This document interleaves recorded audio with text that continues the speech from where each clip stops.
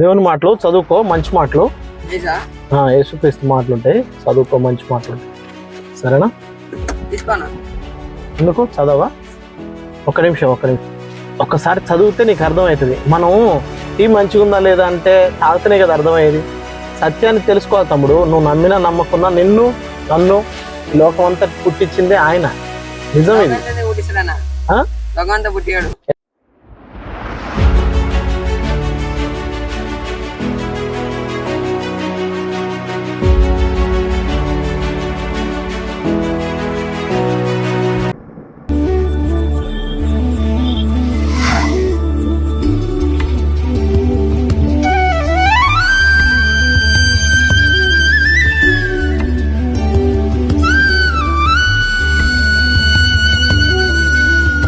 కన్నీట కరిగిన స్మృతులు, గుండెల్లో ఎన్నో వ్యథలు, బాబాయ్ జీవితాలు.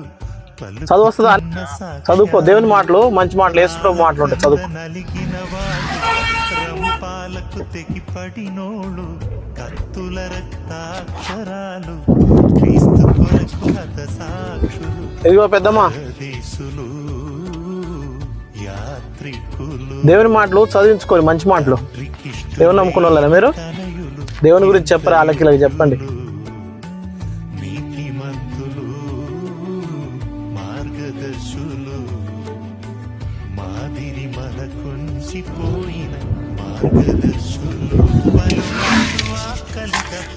బ్రదర్, దేవుని మాటలు చదువుకోండి, మంచి మాటలు. చెరసాలలో పొందిన యాతన, ఆపదలలో అనేక మారు, ప్రాణాపాయములు, నిందలు, జాగరణములు, ఉపవాసములు. ఇగో బాబాయ్, ఏదైనా నడుచుకుంటూ పోతున్నావు? ఆటోలు లేవా?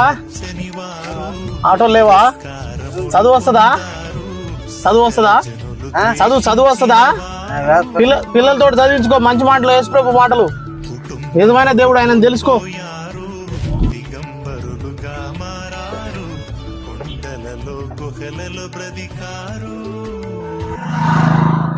ఇగో పెద్దమ్మా,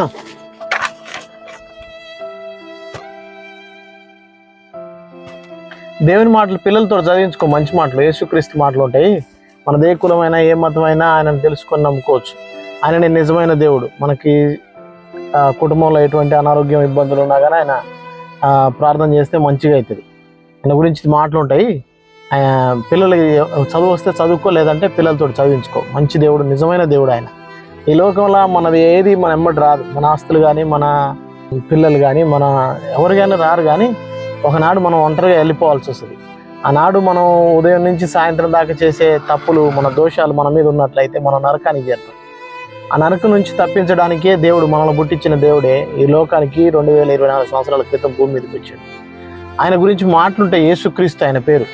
ఆయన 2024 సంవత్సరాల క్రితం మన కోసం తన ప్రాణాన్ని బలిగా సమర్పించి మళ్ళీ 3వ దినమున నేను తిరిగి లేస్తానట్టుగానే లేచిండు. ఆయన గురించి మాటలుంటాయి, చదివించుకో. తెలుసా? ఇంతకుముందు విన్నావు ఎప్పుడన్నా యేసుక్రీస్తు గురించి? ఆయన గురించి తెలుసుకో. నిజమైన దేవుడు ఆయననే.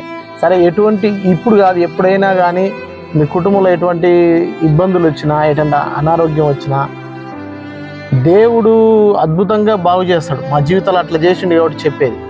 దేవుని గురించి మాటలుంటాయి, చదివించుకో, బాగుంటుంది.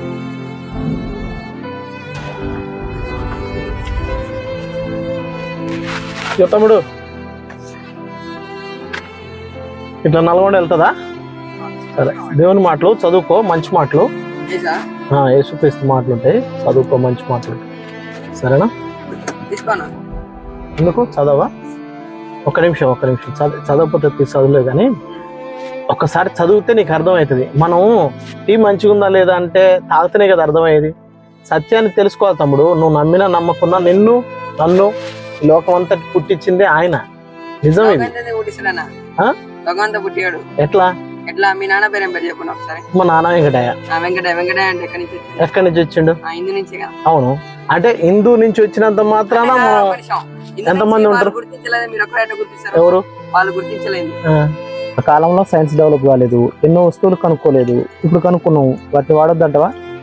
అంతెందుకు, మీ నాన్న కాలంలో స్మార్ట్ ఫోన్ లేవు, ఇప్పుడు నువ్వు స్మార్ట్ ఫోన్ ఎందుకు వాడుతున్నావు? అది రాంగ్ తమ్ముడు. మీ ఇష్టం అది. ఆ, మేము చెప్పేది కాదు. అంటే మీరు మీ దేవుడు మీ ఇష్టం. అవును. నమ్మిన వాళ్ళకి ఇవ్వాలి. నమ్మిన వాళ్ళకైనా నమ్మని వాళ్ళకైనా తెలుసుకున్నంత మాత్రం మన నష్టం లేదు. మనకు దేవుడు జ్ఞానం ఇచ్చిండు కదా, చదివి నీకు నచ్చకపోతే పడే, ప్రాబ్లం ఏం లేదు. కానీ చదవాలి కదా, తెలిస్తే కదా. ఫస్ట్ మనకి పుస్తకాలు చాలా ఉంటాయి తమ్ముడు, చదివితే అది సత్యం అసత్యం అనేది అర్థమవుతుంది, తెలుసుకోవాలి. మా నాన్న వెంకటయ్య అయితే నేను కూడా వెంకటయ్య పేరు పెట్టుకోనా? ఇప్పుడు నాకు అంతకుముందు తెలియదు, వాళ్ళకి తెలియదు కాబట్టి లేదు. నేను తెలుసుకున్నా, దేవుని నమ్ముకున్నాక నా జీవితం మారింది, దేవుని నమ్ముకున్నాక నా బుద్ధి మారింది. నేను చాలా భయంకరమైన వ్యక్తిని మార్చిండు. అట్లనే 10 మందిని మంచి నడవని నడిచేటట్టు చేస్తే మన దేశం బాగుపడుతుంది. ఇప్పుడు ఎంతో మంది నీతి మాటలు చెప్పేటప్పుడు చాలా ఉంటారు తమ్ముడు, కానీ ఆ నీతి మాటల ప్రకారం జీవించిరా చెప్పు. జీవించినప్పుడు ఇంకా ఇవి ఎట్లా మనం ప్రభావితం చేస్తాయి? సరే నీకు ఇప్పుడు అర్థం కాదులే ఇప్పుడు ఈ వయసులో, కానీ నా కోసమైనా చదువు, సరేనా? ఒక్కసారి చదివి పడేసేయి, సరేనా? ఒక్కసారి చదువు.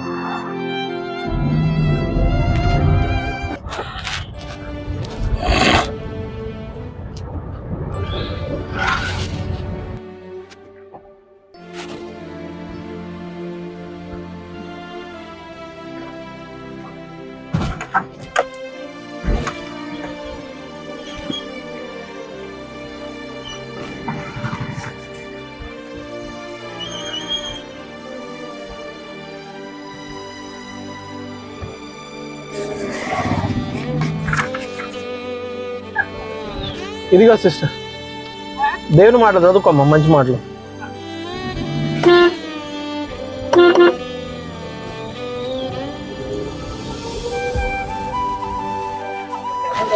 ఇదిగో దేవుని మాటలు చదివించుకో బాబాయ్, మంచి మాటలు.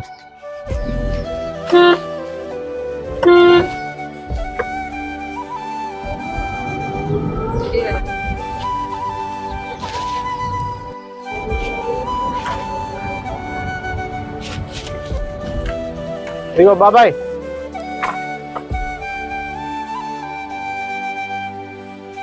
చదువు వస్తుందా బాబాయ్? పిల్లలతో చదివించుకో. దేవుని మాటలు, యేసుక్రీస్తు మాటలు, నిజమైన దేవుడు ఆయన, ఆయన గురించి తెలుసుకో.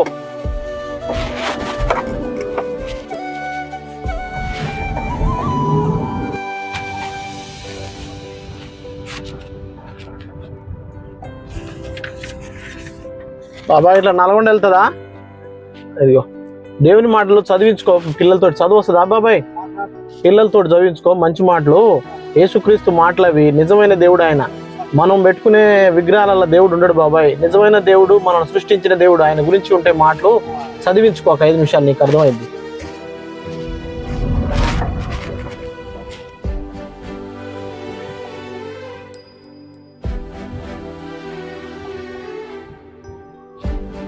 ఇగో బాబాయ్, దేవుని మాటలు చదివించుకో. యేసు ప్రభు మాటలు ఉంటాయి. ఈ నల్గొండ పోతుందా? ఈ రూటు పోతుందా? సరే, మనది ఏ కులమైనా ఏ మతమైనా కానీ దేవుడు మనందరికీ ఒక్కలే. ఆయన ఈ సర్వ సృష్టిని సృష్టించిండు, మనల్ని మాత్రం ఆయన ప్రేమతోటి, ఆయన చేతులతో సృష్టించుకుంటూ మనుషులైన మనల్ని. మనం ఒక మాట ఏను అయితే, ఈ లోకం నుంచి పోయేది మనం ఒక్కలమే పోతే ఎవరు మన ఎమ్మటి రారు. మనం పుట్టింది మొదలుకొని ఇప్పటిదాకా చేసిన తప్పులు మన మీద ఉన్నట్టయితే నరకానికి పోతాం. ఆ నరకం నుంచి తప్పించడానికి 2000 సంవత్సరాల క్రితం భూమి మీదకి దేవుడు వచ్చిండు, యేసుక్రీస్తు పేరు మీద. ఆయన ప్రాణం పెట్టిండు మన కోసం, మన పాపం నుంచి మనల్ని గడిగేయడానికి రక్తం కార్చిండు, తిరిగి లేచిండు ఆయన. ఆయన గురించి మాటలుంటాయి, చదివించుకో పిల్లలతో, నీకు చక్కగా అర్థమైంది.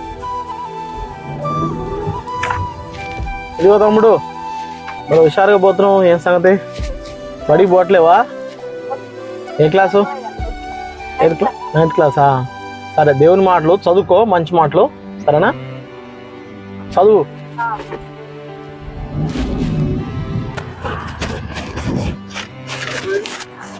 ఇప్పుడు వచ్చే దేవురే వచ్చేది దేవుని గోపాలపురం అవతల మాటలకి. సరేలే, దేవుని మాటలు అయ్యి చదివించుకో.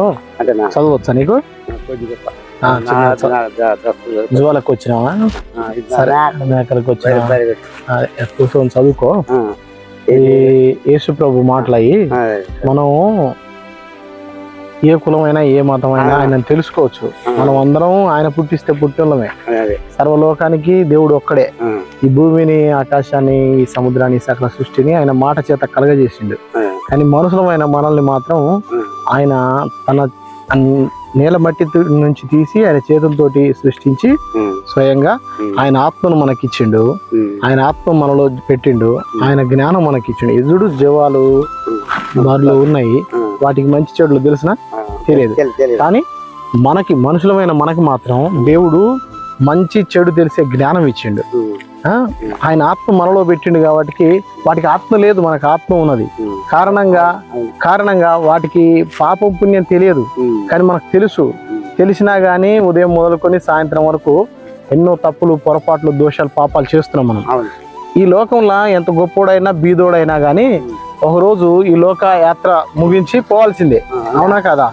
అయితే మరి పోయినాడు ఒకటి నరకం, రెండు స్వర్గం అనేది ఉంటది. ఆ నరకం నుంచి మనల్ని తప్పించబడ్డానికి ఒకే ఒక మార్గం. మనం ఒక పాపం చేసినాం కదా, దానికోసం మరొక నీతి కార్యం చేస్తాం, దానికి దీనికి చెల్లుబాటు అవుతుంది అంటే కాదది. కానీ ఒకే ఒక మార్గం ఉంది. మనల్ని గుర్తించిన దేవుడే ఈ లోకంలో 2024 సంవత్సరాల క్రితం వచ్చి తన ప్రాణాన్ని పెట్టిండు, బలిగా సమర్పించిండు. ఎందుకయ్యా బలి అని అంటే, మనం గొడ్లని మేకల్ని ఇప్పటికీ కోసం చూడు బలిస్తాం. దాని కారణం ఏంటంటే ఈ రక్త ప్రోక్షణ ద్వారా మా పాపాలు క్షమించే దేవుడా అని మనం ఆ రక్తాన్ని ఒలికిస్తాం.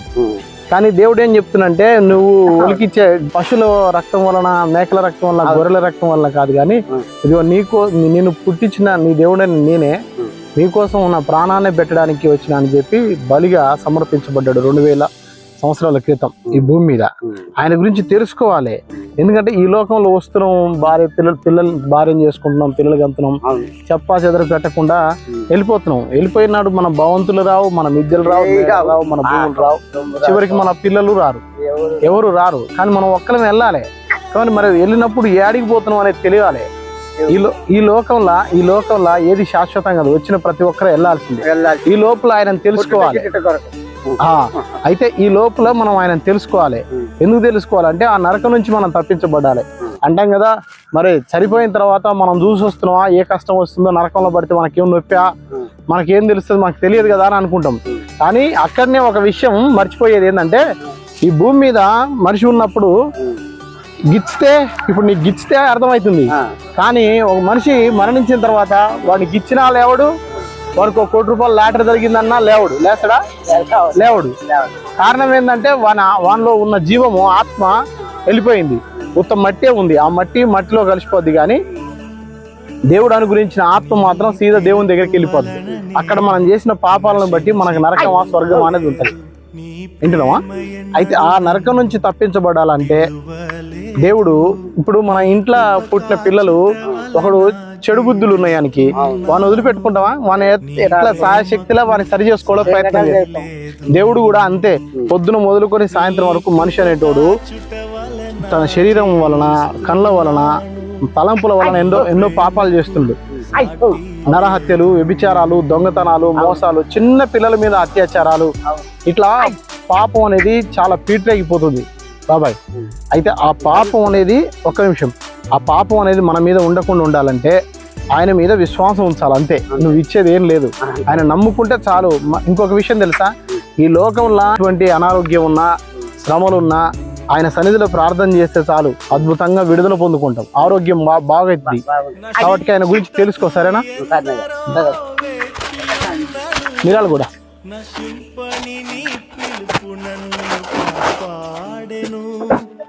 ద్రోహముల మధ్యలో నే నడచినను, నీ నిర్మల హస్తము నన్ను భరించెను.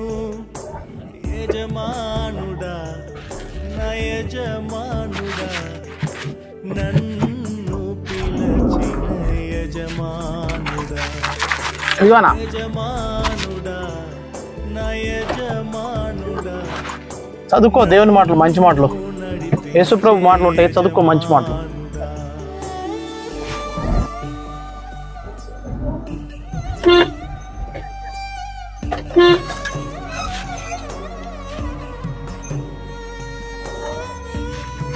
నువ్వే అన్నా దేవుని మాటలు చదువుకో, మంచి మాటలు.